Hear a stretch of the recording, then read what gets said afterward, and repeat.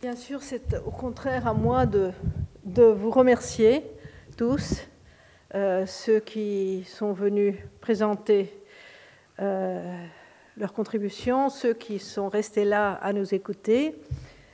Et je remercie aussi beaucoup ceux qui sont venus diriger les différentes tables rondes. Et je voudrais remercier le Collège de France qui a permis donc, cette réunion, et toute l'équipe qui a fait un travail extraordinaire, Cindy, Adolphe, où est-elle? La voilà, et Sophie Grand-Cyr, Marie Chéron, Cécile Barnier, qui ont organisé donc, toute la partie logistique de cette rencontre. Sans oublier, bien entendu, l'Agence française de développement qui a donné les fonds. On a parlé de fonds, là, à l'instant. Eh bien, les fonds, dans ce cas-là, viennent de l'Agence française du développement. Que tous soient ici remerciés. Et comme Philippe Descola vient de me le rappeler, c'est là que les difficultés commencent.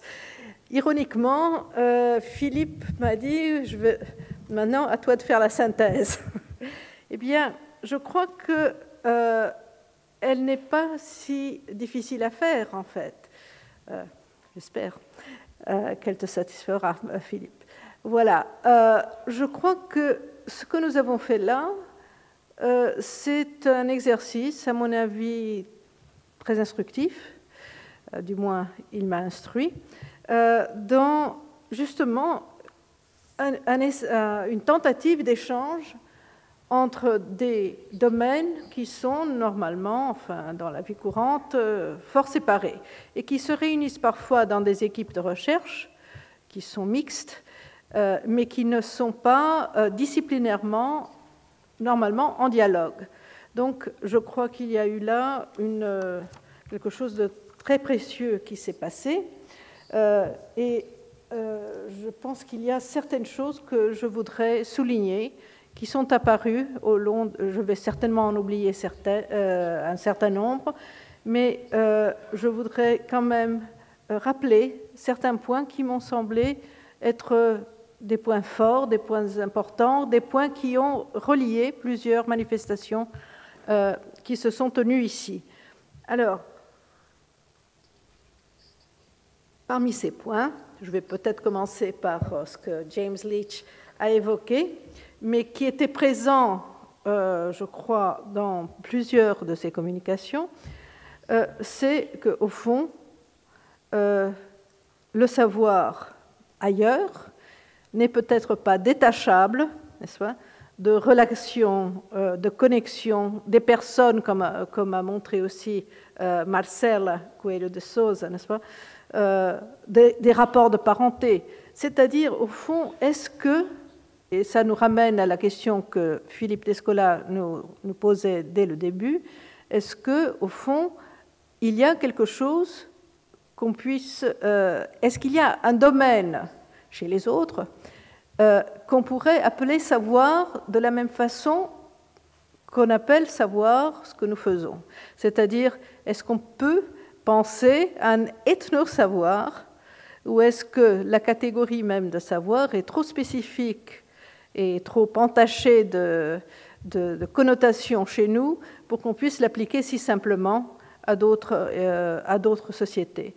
Donc, je pense qu'on peut, par commodité, pour plusieurs raisons, mais il ne faut jamais oublier justement cette hétérogénéité essentielle des savoirs autres qui sont d'une certaine façon, ils sont idéaux, si on veut, pour affirmer ce que d'autres recherchent en ce moment, c'est-à-dire la traçabilité. Les savoirs sont, je crois, c'est ce qu'a montré James Leach, traçables, c'est-à-dire qu'ils sont indissociables de toute une série de qualifications, n'est-ce pas, qui donc les empêchent d'être tout simplement extraits et apprivoisés, domestiqués de façon non problématique. Donc il y a un problème. Il y a un problème, et c'est un des problèmes, à mon avis, justement, que Marie-Angèle Hermite a soulevé.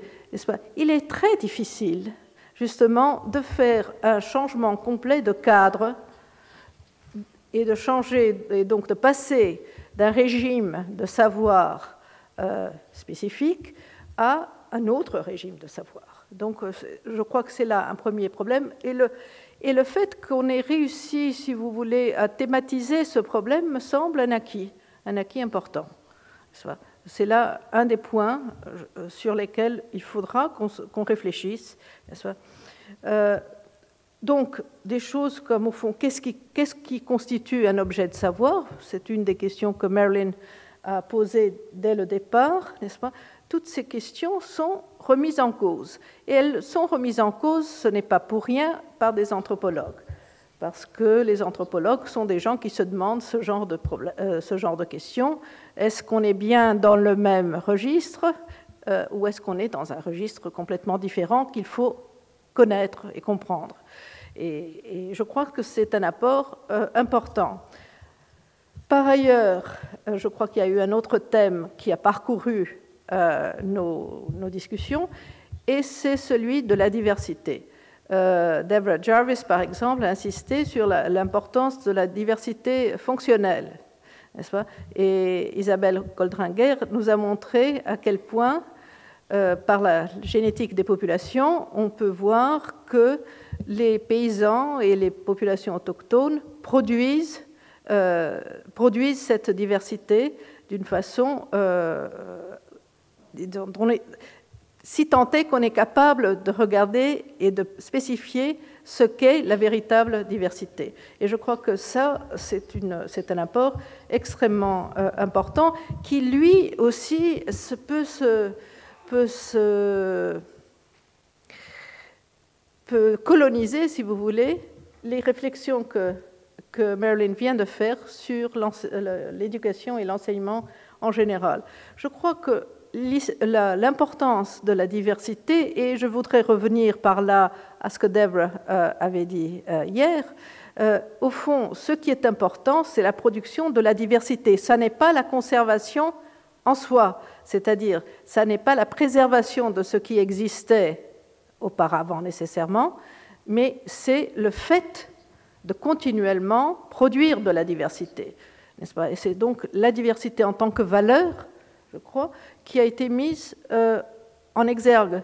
Et ça aussi, c'est un point extrêmement important. Parce qu'au fond, quand nous nous interrogeons sur les manières de partager ces fameux avantages, qui ne sont pas des avantages purement économiques ou financiers, mais qui sont des avantages généraux, n'est-ce pas? Eh bien, quand on s'interroge sur les mécanismes comme pour le faire, n'est-ce pas, gros problème, n'est-ce pas, il faut qu'on sache quel est l'objet que l'on valorise. Est-ce donc la préservation de la diversité ou est-ce la production de la diversité? Et si nous parlons de production de la diversité, alors nous parlons d'une chose tout à fait différente de la conservation telle qu'on l'imaginait avant, n'est-ce pas? On parle au fond d'un service de production de diversité auquel, je crois, nous tous, et les anthropologues, parce qu'ils sont à la charnière justement des différentes sociétés, sont à même de percevoir l'importance de cette diversité du point de vue culturel aussi bien que cultural, n'est-ce pas? Donc c'est cette diversité que nous promouvons. C'est cette diversité que nous promouvons, et ce, dans beaucoup de domaines, et non seulement dans le domaine culturel. Donc, je crois que nous sommes arrivés à quelques thèmes qui unissent. Je crois que surtout, nous avons pu faire une première approximation des principaux problèmes qui se posent actuellement, de la façon peut-être de faire avancer aussi, et ça c'était bien entendu un des points centraux, le partenariat entre science et savoir traditionnel, mais en n'effaçant pas, en ne gommant pas les différences qui les séparent. Et ça, je crois, c'est un défi qu'il faudra relever. Quand on a parlé ici des épistémologies, je crois... Où est-il? Ah, le voilà.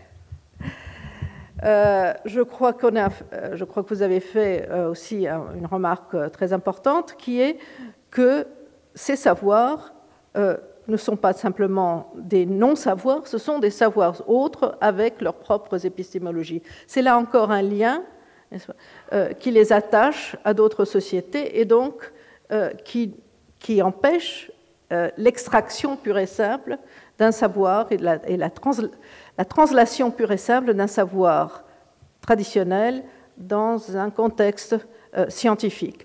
Donc toutes ces attaches que les anthropologues ont essayé de mettre en évidence me semblent centrales pour réfléchir à ce nouveau type de collaboration, de partenariat que nous avons vu se réaliser à partir de mouvements sociaux, comme par exemple le parc des pommes de terre que Alejandro Argumedo nous a exposé ici, comme le mouvement Semences paysannes, et que Christophe Bonneuil dont Christophe Bonneuil a montré la nouveauté, n'est-ce pas ? Je crois qu'il y a là toute une série de phénomènes à la fois sociaux et de recherche qui vont nous faire réfléchir. Et je pense qu'il y a vraiment des défis maintenant, non seulement pour le droit, n'est-ce pas ? Il en existe certainement pour le droit et la réglementation, mais ce droit et cette réglementation ne peuvent pas se faire sans tenir compte des problèmes très réels et très complexes que nous avons évoqués ici. Voilà, donc nous avons soulevé des problèmes. C'est là ce que je pense on doit attendre d'un colloque. Les véritables questions, lesquelles sont-elles ? Eh bien, je crois qu'on en a trouvé un certain nombre ici. Je vous remercie donc tous et toutes d'être là et d'avoir participé à cette discussion. Merci beaucoup.